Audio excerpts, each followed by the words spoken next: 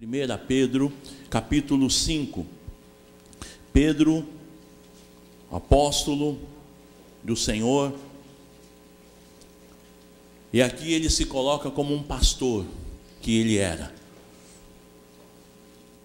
Muito linda essa passagem. Ele traz aqui vários conselhos sobre o ministério do pastorado, e ele também dá alguns conselhos para a igreja. Eu entendo que nós estamos vivendo dias de alerta, devemos estar alerta, devemos estar vigilantes, porque os dias são maus. Vivemos dias difíceis, dias terríveis, e que nós precisamos estar olhando para Jesus, o autor e consumador da nossa fé.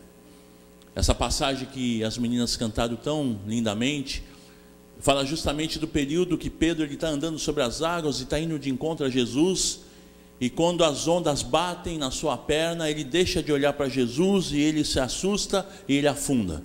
É assim a nossa vida. Se nós não ficarmos olhando firmemente para Jesus, o autor e consumador da nossa fé, nós afundamos. Afundamos diante dos problemas, diante das dificuldades, das lutas que se levantam sobre as nossas vidas. É um problema familiar, é uma perda, é um problema com o filho, com os pais. E se nós não estivermos olhando para Jesus, nós afundamos. Portanto, meu irmão, estejam atentos e vigilantes, olhando para Jesus, autor e consumador da nossa fé. Vocês conseguiram abrir? 1 Pedro 5, acharam? 1 Pedro fica antes de 2 Pedro. Ajudou? Muito, né? Rogo-vos, pois, aos presbíteros que há entre vós, e eu, presbítero como eles, e testemunha dos sofrimentos de Cristo, e ainda coparticipante da glória que há de ser revelada, pastoreai o rebanho de Deus que há entre vós, não por constrangimento, mas espontaneamente, como Deus quer, nem por sórdida ganância, mas de boa vontade, nem como dominadores dos que vos foram confiados, antes tornando-vos modelos do rebanho. Ora, logo que o Supremo Pastor se manifestar, recebereis a imarcessível coroa da glória. Rogo igualmente aos jovens que sede submissos aos que são mais velhos, outros sim, no trato de uns com os outros, cingi-vos todos de humildade, porque Deus resiste aos soberbos, contudo aos humildes concede a sua graça. Humilhai-vos, portanto, sobre a poderosa mão de Deus, para que ele, em tempo oportuno, vos exalte, lançando sobre ele toda a vossa ansiedade, porque ele tem cuidado de vós. Sede sóbrios e vigilantes. O diabo, o vosso adversário, anda em derredor, como leão, que ruge, procurando alguém para devorar. Resisti-lhe firmes na fé, certos de que sofrimentos iguais aos vossos estão se cumprindo na vossa irmandade espalhada pelo mundo. Ora, o Deus de toda graça, que em Cristo vos chamou à sua eterna glória, depois de terdes sofrido por um pouco, Ele mesmo vos há de aperfeiçoar, firmar, fortificar e fundamentar. Olha que lindo! Ora, o Deus de toda a graça, que em Cristo vos chamou à sua eterna glória, depois de terdes sofrido por um pouco, Ele mesmo vos há de aperfeiçoar, firmar, fortificar e fundamentar. A Ele seja o domínio pelos séculos dos séculos. Amém. Vamos orar? Querido Deus e Pai, a Ti seja o domínio, o louvor, a honra, a glória para todos sempre. Nós queremos ouvir a Tua voz, Senhor. A Tua palavra, ela tem esse poder de nos edificar, de nos mostrar o caminho que nós devemos andar. A Tua palavra é alimento para a nossa alma. A Tua palavra é lâmpada para os nossos pés. Ela é luz para o nosso caminho. Através da Tua palavra nós temos direção. nas decisões que precisamos tomar. O Senhor, através da sua palavra, nos dirige. Ó Senhor, fala a cada coração. E usa-me, Senhor, como instrumento nas tuas mãos. Eu sou limitado, eu dependo de ti. Portanto, Senhor, eu possa ser um canal da tua parte para a edificação da igreja. Eu oro, eu te agradeço, no nome de Jesus. Amém. Glória a Deus. Um texto muito lindo. E eu queria agora ler mais um texto lá no livro de Mateus, no Evangelho de Mateus, primeiro livro do Novo Testamento, no capítulo 24, Mateus 24, nós vamos ler do versículo 36 até o 42, Mateus 24, 36.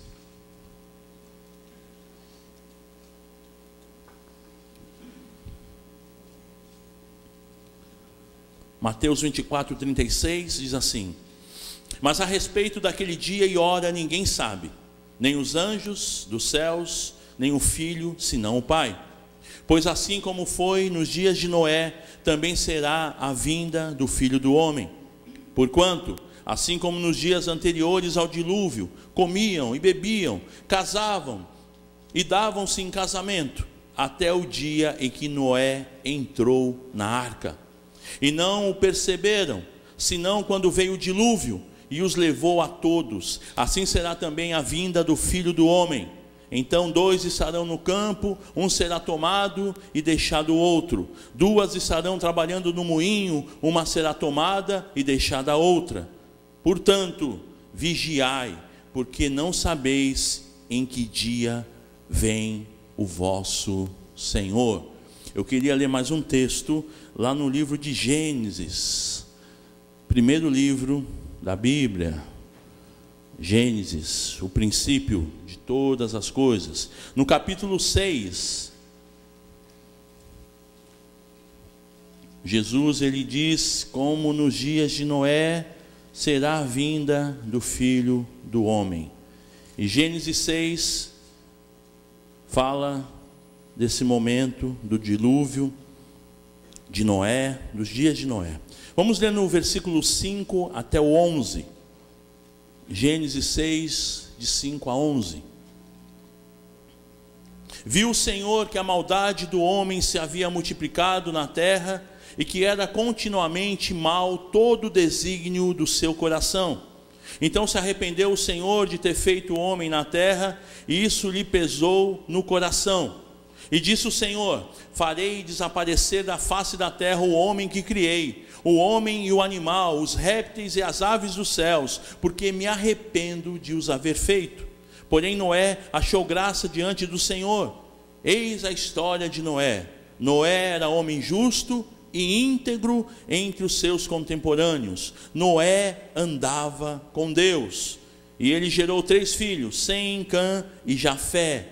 A terra estava corrompida à vista de Deus e cheia de violências. O que nós aprendemos aqui, amados? Primeiro, devemos estar atentos, vigilantes, porque a palavra de Deus diz que nós não sabemos que dia, quando vai acontecer a volta do Filho do Homem. E que nos evangelhos, o evangelho de Mateus mesmo, fala que vai ser como um ladrão no meio da noite. De repente, ele virá. E o que eu aprendo aqui? Primeiro, a semelhança dos dias de Noé com os nossos dias. A gente está lendo aqui o livro de Gênesis, lá no início de tudo, Noé e os seus filhos, sua família. E diz o texto que a perversidade do homem estava crescendo, e que a maldade de pensamentos era muito grande. E eu li esse texto, e eu fiquei pensando, meu Deus, parece que nós estamos lendo o jornal de hoje. A perversidade do homem crescendo, a maldade de pensamentos muito grande, falta de amor. As pessoas tiram a vida por tão pouco, não há sensibilidade, é muita maldade. Vem alguém, assalta, não leva nada muitas vezes, mas leva a vida. E a gente olha a situação e fala, meu Deus, que mundo nós estamos. E essa é a nossa realidade, é a realidade da palavra de Deus. A semelhança dos dias de Noé. Primeira coisa me chama a atenção, que é muito parecido mesmo. Já lá Jesus falando ali para os seus discípulos, no início do seu ministério. Estamos no ano 2018, quantas coisas passaram-se e a maldade tem sido crescente. É uma coisa para a gente estar pensando, a semelhança dos dias de Noé. Segundo ponto, a vigilância. O texto que nós lemos lá de 1 Pedro fala sobre estar vigilante, estejais atentos, presta atenção. Os sinais. Quando nós estamos com febre, é um sinal. Você não vai, não tem um diagnóstico, né, doutor? O diagnóstico não é da febre. A febre é um sinal de que alguma coisa errada está, não é isso? Mais ou menos. Mas é. O doutor Igor aí está. É isso, doutor? Ninguém morreu de febre. Não, alguma doença, a febre veio como um sinal. Esses dias eu levei meu pai para o hospital, que ele estava com febre. E eu falei, pai, vamos ver, velhinho, né? Febre, pneumonia, né? E tinha uma manchinha no pulmão do velhinho. Aí entra no antibiótico para combater. Mas a febre é um sinal. E nós estamos vendo sinais. Sinais. As violências, a falta de amor. Sinais de que Jesus está voltando. Portanto, estejais atentos. Presta atenção. Presta atenção. A gente fica chateado por coisas tão pequenas. Cadê a chave que eu deixei aqui? Parece que eu estou lá na tua casa, porque na minha também é assim. E aí a gente vai ficando mais velho, a chave não está ali, porque alguém guardou, alguém limpou e guardou, e às vezes a gente vai deixando de ser tão chato. Existem coisas tão mais importantes. Estejais atentos. Não é o Espírito Santo que está ligando não, hein? Estejais atentos e vigilantes. Presta atenção nos sinais. Terceira coisa que me chama a atenção, que eu acabei de falar, né? O que é mais importante para mim? Os valores passageiros ou os eternos? Me lembro de uma passagem, eu era garoto, meu avô tinha um Fusquinha, brilhando. Eu acho que ele lavava aquele carro todo dia. E aí o meu tio, recém-tirado carta, foi entrar com Fusca na garagem. E eu estava lá, todo feliz, eu gostava de ir no buraco do Fusca. Pessoal, os jovens de hoje nem sabem o que é isso, né? A gente ia lá no buraco do Fusca. Hoje tem que cadeirinha, tá? Na nossa época era no buraco do Fusca. E as primaiadas todas dentro do buraco do Fusca. Quem é mais velho está rindo aí comigo, né? E aí o meu tio lá engatou a ré e está entrando com o Fusca. E o Fusca ele foi indo mais para o lado. E o meu avô gritando. E o meu avô colocou a mão entre o Fusca e o muro. Ralou a mão toda. Mas o Fusca não amassou. Isso marcou. E eu falei, caramba, o vô gosta do Fusca mesmo. Meu tio levou uma dura, coitado. O que é mais importante para a gente? Os bens materiais, a minha calça, o meu sapato. Eu estou de sapato novo, ganhei de aniversário, olha que bonito. Minha camisa, o óculos novo, a joia. Nem dá para sair muito de joia hoje em dia, né? O que é mais importante? E eu li esses textos, eu ficava pensando, meu Deus, o que é mais importante? O que passa ou os valores eternos? A gente se preocupa com picuinhas, a gente fica nervoso, fica bravo com isso, com aquilo, sai gritando, bater na porta. não passa 2 minutos já se arrependeu. E aí, para consertar, o que é mais importante para mim? E aqui a palavra vem falando de valores eternos, de comportamento, de vida com Deus, vida saudável com Deus. Em quarto lugar, os dias são maus. Os dias de Noé eram dias maus. O povo estava corrompido, eles casavam-se e davam-se em casamento. Uma expressão muito assim, estavam nem aí, vamos curtir a vida. Vida louca. Estavam curtindo, vamos curtir. Como se não tivesse amanhã. Mas tem amanhã. E nós conhecemos um Deus que tem coisas grandes para as nossas vidas. E nós temos responsabilidades diante desse Deus, diante do nosso próximo, diante dos nossos filhos, diante do nosso cônjuge. Nós temos responsabilidades diante daqueles que ainda não conhecem Jesus e que eu tenho que dar um bom testemunho. As pessoas precisam olhar para mim e falar: não, esse é crente, eu quero isso. Ele não é perfeito, mas eu percebo que ele procura fazer a vontade de Deus.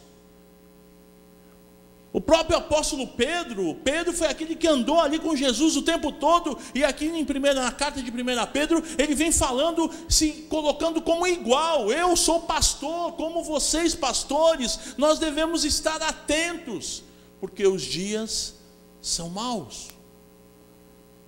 Em quinto lugar, a palavra de Deus lá em 1 Pedro 5 diz que o nosso adversário, o nosso inimigo, ele anda em nosso derredor, bramando como leão. Ele não é leão, mas ele brama como leão, buscando a quem possa tragar. Esteja atento, meu irmão, porque o nosso inimigo, ele anda nos cercando, esperando o momento de nos tragar. O diabo, ele é sujo, ele é miserável, ele não joga limpo, ele não joga com as regras, ele é sujo. Ele está em nosso derredor, procurando um deslize para nos tragar, para tirar da bênção, para tirar da comunhão da igreja. Para que ir na igreja? Eu sou a igreja. Nós tivemos um estudo tão gostoso domingo passado com o presbítero Silvio sobre a igreja. Nós somos a igreja quando estamos reunidos. Nós somos a igreja quando o corpo está junto. Nós somos igreja, e nós precisamos um do outro, precisamos dessa comunhão, precisamos cultuar ao Senhor. Ah, pastor, mas a gente pode cultuar em casa com a minha família? Sim, mas é o corpo, estamos reunidos aqui no mesmo propósito, adorando a Deus, louvando ao Senhor, porque o nosso adversário, ele anda em nosso derredor, bramando como leão, buscando a quem possa tragar. E quando eu estou como igreja, eu sou mais forte. Eu ouço o testemunho de um, o testemunho do outro, eu converso com um, e às vezes eu estou passando uma grande luta, aí o irmão vem contar: meu, olha o que está acontecendo comigo. Ou ele diz: olha o que aconteceu comigo. E aí você ouve e fala: meu Deus, eu estou numa luta tão grande. E isso é luta, isso nos edifica. A igreja é isso, porque o nosso adversário, ele está esperando para nos tragar. Porque o diabo, amados, ele veio para matar, roubar e destruir. Esse é o alvo dele. Mas quando nós estamos firmados no Senhor, nós estamos debaixo do bom pastor. O diabo é ladrão, o bom pastor, ele veio para dar vida, e vida com abundância. Quem era José em sexto lugar? Noé. Quem era Noé? Noé, ele achou graça diante de Deus, e nós também em Cristo, nós fomos alcançados pela sua graça. Assim como Noé, no mundo perdido, no mundo terrível, um mundo de pecado, nós, em Cristo Jesus, nós fomos alcançados pela graça do Senhor. Noé era um homem íntegro e justo, e nós também fomos justificados e purificados em Cristo Jesus. A semelhança de Noé e dos nossos dias, o mundo mau, o mundo difícil, de pecado, de atrativos para o mal, de violência, de falta de amor. Mas como Noé, nós fomos justificados, nós fomos lavados, nós fomos alcançados, e em Cristo Jesus nós somos santificados. Aleluia. Noé andava com Deus. É um grande segredo para esses dias maus: andar com Deus. Porque se nós fomos alcançados pela sua graça, justificados e purificados, devemos andar com Deus. Andar com Deus com integridade, com honestidade, olhando para Jesus, fazendo lá o nosso trabalho, dependendo do Senhor. E amados, desde que eu comecei a trabalhar, e graças a Deus, eu encontrei Jesus na minha adolescência, eu entendi, eu aprendi que o melhor não é ter aquele empregão, o melhor, e o que faz a diferença é ter a bênção de Deus. Não importa o teu trabalho, não importa a tua situação, se você tem a bênção de Deus, Ele te abençoa, Ele te faz prosperar, Ele vai à tua frente, Ele peleja por você. Noé andava com Deus, e na semelhança de Noé, nós devemos andar com Deus. Em sétimo lugar, alerta ao povo de Deus, a igreja. Então aqui Pedro, ele vem dizendo: sujeitem as autoridades. É um alerta. Sai debaixo de autoridade. Quando chegar no lugar, saber quem é que manda. Quem é o chefe aqui? Quem é que cuida? Está debaixo. Você sabe que eu sou pastor, e eu chego aqui, e os atalaias estão ali. Eu poderia, não, põe a cadeira ali, não. Eles são autoridade. Eu pergunto para eles: tudo bem aí? Se eu vou pegar uma cadeira, eu posso pegar? Eles são autoridade. Sabe, se sujeitar às autoridades. Se eu não consigo me sujeitar à autoridade humana, como que eu vou me sujeitar a Deus? Então, o apóstolo Pedro, ele vem dizendo: sujeitem as autoridades. Segundo, sejam humildes diante de Deus e dos homens.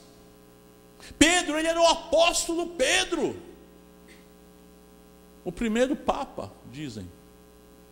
O cara, Jesus se recolhia para orar, quem que levava? Pedro, Tiago e João.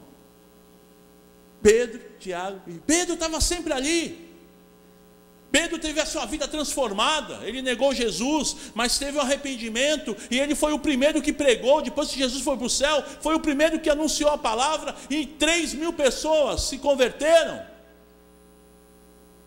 Pedro pregou pela primeira vez, para aqueles que não eram judeus. Ele era o cara que ele presenciou, ele testemunhou, mas ele se humilhou aqui. Eu sou como você, um presbítero, um pastor. Humildade. Sejam humildes diante de Deus e dos homens. Isso daqui é tão importante nos dias de hoje. Não andem ansiosos, mas confiem no Senhor. Não andeis ansiosos por coisa alguma. E a ansiedade ensina o mal. É a ansiedade, aquela coisa que ainda não aconteceu. Eu digo que a ansiedade é o contrário de fé. Porque a fé, você crê que vai acontecer, ainda não aconteceu. E a ansiedade é aquilo que também não aconteceu e você crê que vai acontecer. Você é mandado embora. Você é mandado embora. Tudo é possível que crê. E ainda não aconteceu. vai acontecer, aquela pessoa, ela vai me detonar para o chefe, eu tenho certeza, eu sei como é que é, e nem aconteceu, mas você já está, né? Ai meu Deus, meu filho foi viajar para os Estados Unidos, o avião vai cair, vai cair, vai cair. Não aconteceu, e chega a ser uma coisa doentia, precisa de tratamento. E Pedro, já lá no primeiro século, ele já estava dando uma de psiquiatra, né, doutor? Não andeis ansiosos por coisa alguma. Como não ser ansioso nesses dias? Olhando para Jesus, autor e consumador da nossa fé. Confia em Deus, não ande ansioso, confia no Senhor. E mais, nosso inimigo que anda em nosso derredor, bramando como um leão, resistam ao diabo, estando firmes na fé. Fica firme na fé, meu irmão, confia no Senhor, confia, coloca a tua vida nas mãos do Senhor, confia nele, firmes na fé. E finalmente, estejam firmes na palavra de Deus, que é a nossa segurança quanto às novidades, às heresias. Ninguém vai te enganar se você estiver firmado nessa palavra. Ela é lâmpada para os nossos pés. A palavra de Deus é luz para o nosso caminho. Ela é alimento para a nossa alma. A palavra de Deus é a bússola. Acho que ninguém mais usa bússola, né? Mas é a bússola, é o radar, é o GPS para nos guiar nesses dias maus. Olhando firmemente para Jesus, o autor e consumador da nossa fé. E eu queria deixar um desafio para você. Vivemos dias como os dias de Noé, onde as pessoas casavam-se, davam-se em casamento. Em outras palavras, estavam vivendo, sobrevivendo. Mas havia um homem, Noé, um homem íntegro, um homem fiel, um homem temente a Deus. E o desafio nesses dias maus, que a gente possa ser íntegro e fiel, como o bom Noé.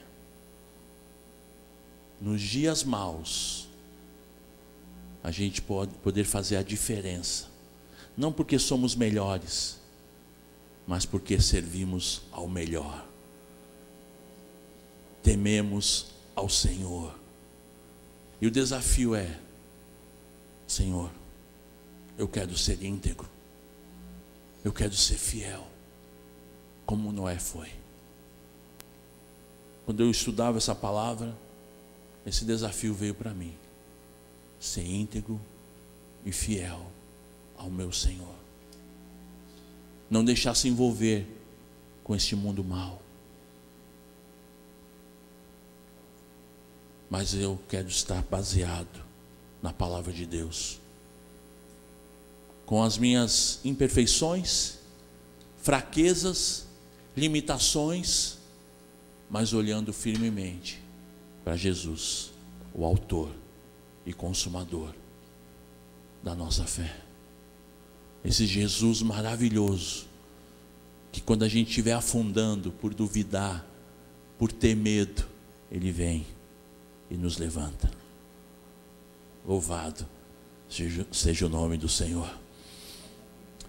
Eu gosto muito do Salmo 40, que diz: esperei confiadamente no Senhor, e Ele se inclinou para mim, e me ouviu quando clamei por socorro. E aí, sabe o que Ele faz? Ele põe os meus pés sobre a rocha. E não só põe sobre as rochas, porque Ele me tirou de um lamaçal de pecado, e Ele me coloca sobre a rocha. E o texto diz que, além de pôr sobre a rocha, Ele firma os meus passos. Eu estava afundando no pecado, na lama. Ele vem, Ele me põe na rocha, e Ele firma os meus passos, e põe um cântico, um hino de louvor nos meus lábios. É isso que o Senhor faz com a gente. Nós estávamos afundando, o Senhor nos tirou do lamaçal do pecado, e Ele firmou os meus passos sobre a rocha, e pôs um cântico de louvor nos meus lábios. Eu quero desafiar você, como eu fui desafiado, a clamar ao Senhor, e dizer: meu Deus, me ajuda a ser como o bom Noé, um homem íntegro e fiel nos seus dias, nos dias maus que ele vivia. Vivemos dias maus. Talvez o pessoal lá de Sodoma e Gomorra, olhando para os nossos dias, vai falar: meu, por muito pouco queimaram a nossa terra aqui, hein? Os dias são muito maus. Mas o mesmo Deus que levantou Noé, que salvou Noé e sua família, é o mesmo Deus que quer te salvar, que quer te preservar, que quer te dar vitória no nome de Jesus. E o meu desafio nessa noite é que você clame, como o salmista do Salmo 40, clame ao Senhor: Senhor, eu confio em Ti, eu espero em Ti. E Ele vai te colocar sobre a rocha, Ele vai firmar os teus passos, e Ele vai pôr um novo cântico nos teus lábios, um hino de louvor. Feche teus olhos. Se Deus falou ao teu coração, você está sendo desafiado: Senhor, eu quero ser como Noé, íntegro, fiel, homem de Deus, mulher de Deus. Se você deseja isso, vai ficando em pé no teu lugar, querido.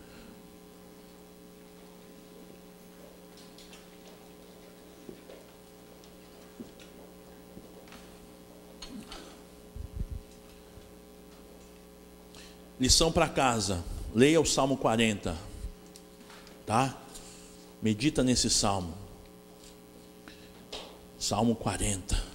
Esperei confiantemente no Senhor, e Ele se inclinou para mim e me ouviu quando clamei por socorro. Tirou-me de um poço de perdição, de um tremedal de lama, colocou-me os pés sobre uma rocha e me firmou os passos, e me pôs nos lábios um novo cântico, um hino de louvor ao nosso Deus. Muitos verão essas coisas, temerão e confiarão no Senhor.